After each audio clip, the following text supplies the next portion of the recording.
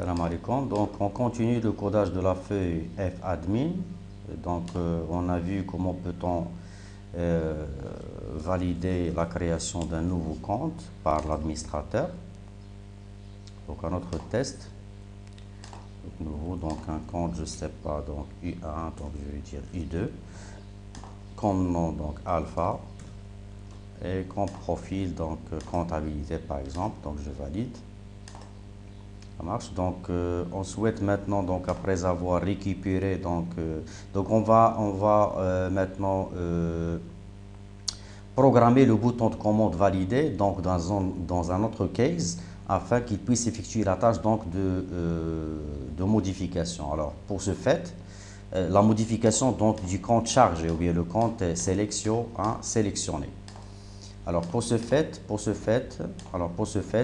au moment du clic sur un compte quelconque, donc dans l'événement Cell Enter, donc j'ai rajouté donc les actions, donc je vais refaire le tout. Donc on va déclarer donc des variables partagées, donc dans lesquelles on va récupérer le nom et le mot de passe du compte qui sera modifié dans deux variables de type chaîne. Donc je vais dénommer ancien nom par exemple as string. Une autre variable que je vais dénommer ancien mot de passe de type chaîne. Lorsque l'utilisateur donc sélectionne un compte dans le data grid view, donc la variable ancien nom va recevoir la valeur de la zone de texte T1. La variable ancien mot de passe va recevoir celle de T1, de T2.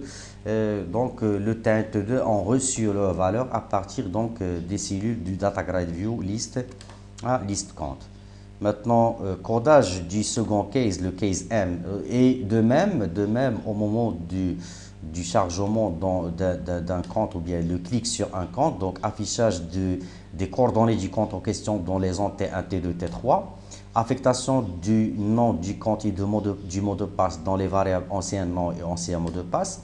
Et de même, donc on va affecter au tag du bouton de commande validé, donc le caractère M, pour lui désigner qu'il s'agit d'une action de modification d'un compte. Donc dans un autre case maintenant, après le case N du nouveau, un case M, c'est-à-dire si le tag du bouton de commande BTN validé vaut non plus N mais plutôt M. Création donc d'une commande avec la connexion con. Cette commande va exécuter une instruction de mise à jour, donc update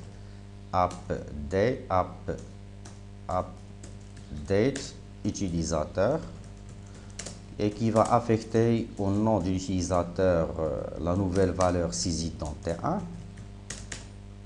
Voilà. Virgule, donc à son mot de passe la nouvelle valeur saisie dans T2 et à son profil la nouvelle valeur saisie ou bien sélectionnée dans dans T3.